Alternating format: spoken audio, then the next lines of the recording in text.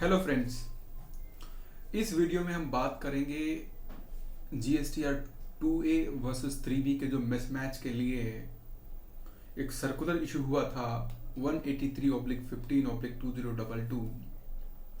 उस सर्कुलर को प्रैक्टिकली कैसे आप इम्प्लीमेंट करेंगे ताकि आप अपना जो मिसमैच का जो लॉस होगा, प्रोबेबल लॉस हो सकता है, उसको कैसे सेफगार्ड करेंगे, कैसे सेव करेंगे। We have got this circular implemented across various companies, and today we are going to deliberate upon how to implement this circular so that mismatches in 3B versus 2A for financial year 18-19 and 17-18 can be safeguarded. Friends, the copy of this you can say certificate which you have to obtain from your supplier or the chartered accountant is also attached in the description box. तो ये certificate कैसा होगा, इस certificate में क्या हम basically certify करवाएंगे अपने सप्लायर से, हम उसके बारे में डिटेल में चर्चा करेंगे। फ्रेंड्स, ये सर्टिफिकेट आपको लेना है 17-18 और 18-19 के लिए। 19-20 और 20-21 के लिए आपको अभी ये सर्टिफिकेट नहीं लेना है, लेकिन हो सकता है in the times to come ऐसा कोई सर्कुलर 19-20 और 20-21 के लिए भी आए। लेकिन अल्टीमेटली इस सर्कुलर का जो थीम है वो काफी क्लियर है और काफी इंपॉर्टेंट है। फ्रेंड्स, इस सर्कुलर में ये जो सर्टिफिकेट की बात की गई है, इस सर्टिफिकेट का क्या कंटेंट होगा, सबसे पहला मैं आपको बताता हूं। हमने इस बेसिकली सर्टिफिकेट को डिजाइन किया है और इसमें कुछ कस्टमाइजेशन किया है। पहली डिक्लेरेशन होगी कि आपका सप्लायर या जो कंसल्टेंट होगा, चार्टर्ड अकाउंटेंट और कॉस्ट एंड वर्क्स अकाउंटेंट, वो ये सर्टिफाई करेंगे कि उन्होंने पहला जो सर्टिफिकेशन होगा वो ये होगा कि उन्होंने 3B तो फाइल कर दी है लेकिन GSTR 1 फाइल नहीं की है, लेकिन टैक्स गवर्नमेंट को जमा करा दिया है in form GSTR 3B। Tax deposit होने का मतलब है कि सरकार को कोई रेवेन्यू लॉस नहीं है।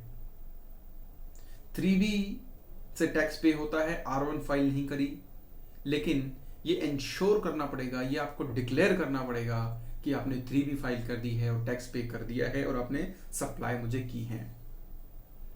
तो आप ऐसा समझिए कि ये सर्टिफिकेट एक कॉम्प्रिहेंसिव सर्टिफिकेट होगा।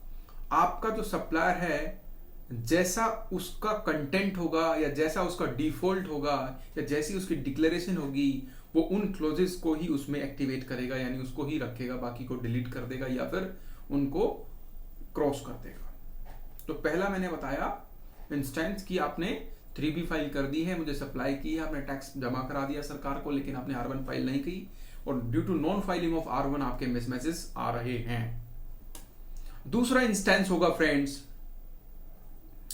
कि आपने R1 और 3B दोनों फाइल कर दी हैं, लेकिन मेरा जो एक पर्टिकुलर इनवॉइस है, that invoice was not reported in your GSTR 1।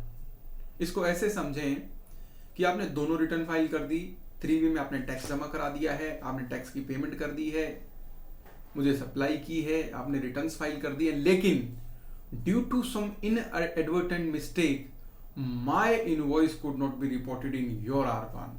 This you have to certify to me.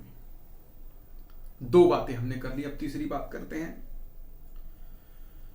Return दोनों फाइल करी हैं, R1 and 3B is filed, but my invoice, the B2B invoice has been filed in the B2C option, यानी business to business जो filing होनी चाहिए थी, यानी मेरा GST नंबर आपको कोट करना चाहिए था अपने R1 में, टेबल 4 में, आपने वो ना कोट करके मेरी वो जो ट्रांजैक्शन थी, मेरी जो वो सप्लाई थी, आपने B2C में दिखा दी है, जिसकी वजह से मेरे यहाँ वो रिफ्लेक्ट नहीं हो रहा है।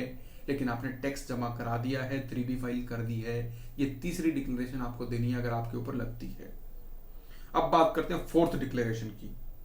जो फोर्थ डिक्लेरेशन होगी वो रॉन्ग जीएसटी एंड कॉटेड, यानी इसको ऐसे समझें कि आपने 3B भी फाइल करी, R1 भी फाइल करी, मेरा इनवॉइस भी फाइल किया, लेकिन मेरा नाम राम है, मेरा जीएसटी नंबर कुछ है, लेकिन आपने राम की बजाय श्याम का जीएसटी नंबर कोट कर दिया मेरे इनवॉइस के अगेंस्ट।